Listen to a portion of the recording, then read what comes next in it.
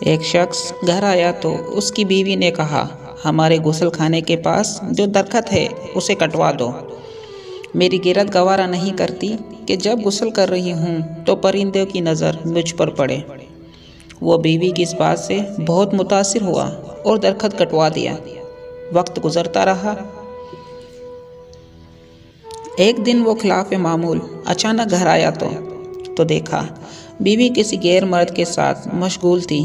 اسے بہت دکھ ہوا۔ وہ اپنا گھر بار چھوڑ کر بغداد چلا گیا اور وہاں اپنا کاروبار شروع کر لیا۔ اللہ تعالیٰ نے کاروبار میں خوب برکت دی اور اپنے ترقی یافتہ کاروبار کی بدولت وہ بغداد کے سرکردہ شہریوں میں شمار ہونے لگا، یہاں تک کہ بغداد کے طوال تک رسائی بھی حاصل کر لی۔ ایک دن کوتوال کے گھر چوری ہو گئی۔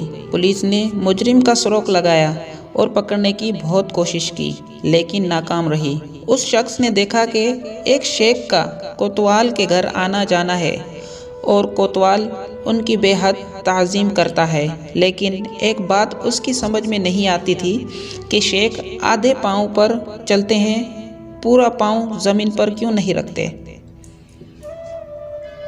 اس نے کسی سے وجہ پوچھی تو اسے بتایا گیا یہ پورا پاؤں زمین پر اس لیے نہیں رکھتے کہ کہیں کیڑے مکوڑے نہ کچلے جائیں۔